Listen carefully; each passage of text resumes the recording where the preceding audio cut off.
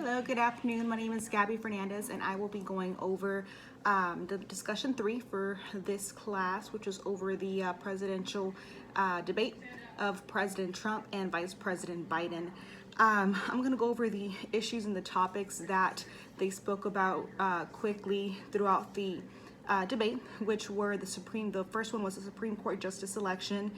They spoke about COVID, in regards to COVID vaccines, business openings, and school openings, and how COVID has affected those three sectors.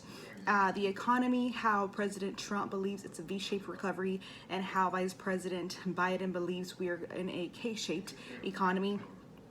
They went over the new information about President Trump paying the taxes, race issues. In regards to race issues, they spoke about the ending of racial sensitivity training and violence within Democratic and Republican states. They spoke about their own political records, why should voters vote for them. They spoke about climate change, including forest fires and integrity on a fair election. In regards to the moderator, I feel as though the moderator did a pretty fair job in regards to the questions being asked. Most of those questions were items that the American people wanted to know about. I'm hoping that within the next debates that follow, a few more questions will be asked that a lot of Americans also feel are rather important, but this was definitely a good start. In regards to the moderator, although he did a good job of asking the questions, I feel as though the moderator should be able to take a little bit more control, a lot more control over the debate, especially when it comes to these two individuals.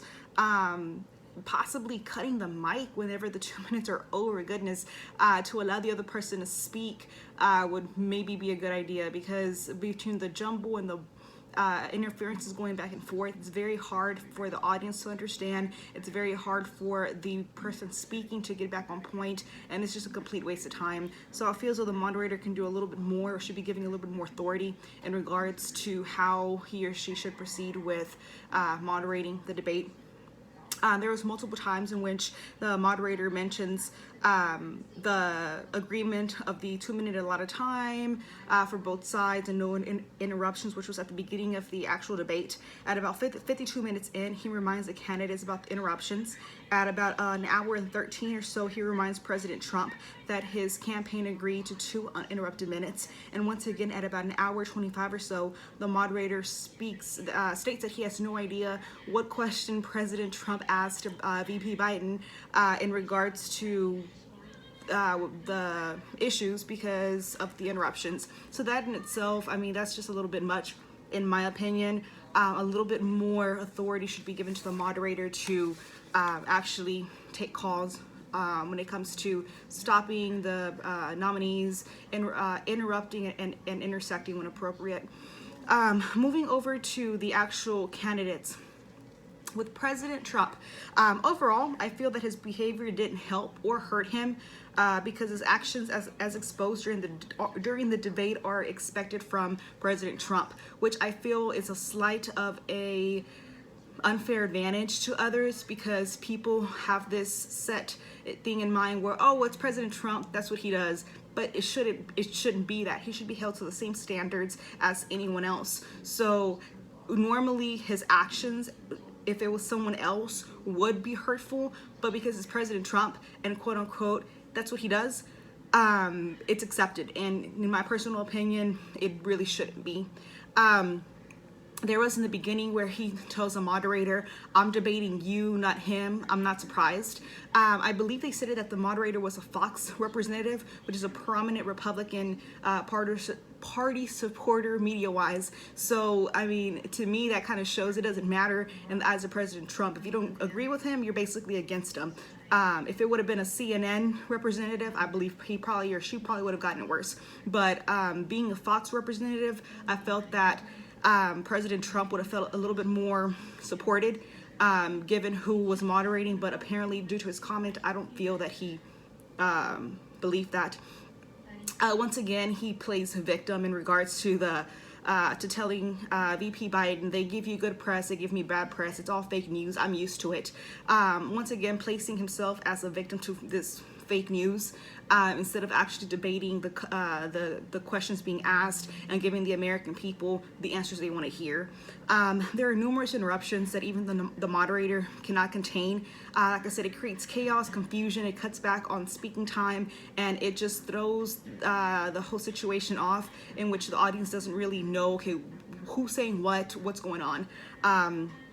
His rhetoric throughout the debate, I believe, remains the same through his general rhetoric from previous speeches and whatnot. The use of his adjectives, goodness sakes. In the very beginning, when he speaks about the Supreme Court Justice candidate, he speaks of her as she's the very top, the single greatest student. She's phenomenal, good in every way.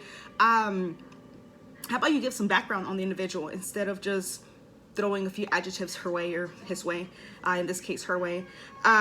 He goes to just pumping himself in a general Trump way. I brought back the Big Ten football. My rallies are large, packed, 35 to 40,000. No one has ever done more than I have. Everything was good and great, record breaking. Whenever he speaks about his political record, once again, adjectives, many adjectives, much inflation going on. What I found interesting was that at the end, he could not come to answer a simple yes, that he would be willing to accept the outcome of the election when it's a simple yes or no. I mean, whether you agree with it or you don't, or whether you're going to wait for all ballots to be counted or not, you're either going to accept the final outcome or you're not. And he couldn't give a clear answer about that. So that's a little bit scary in a sense. And another point that I found a little bit off was the fact that when he was asked to advise the white supremacists to stand down, his comment was, "Proud Boys, stand back and stand by." That's not at all saying stand down. That's just saying, hey, take it to the side, stand by.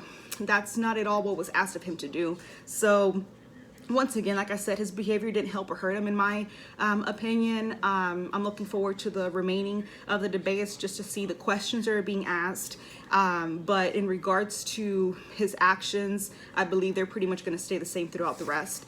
In regards to VP Biden, his overall behavior, I feel that his stumbling on words and mispronunciations, may have hurt him. As a person in politics, being a proficient public speaker is extremely important. And once again, Biden is known to not be a great public speaker.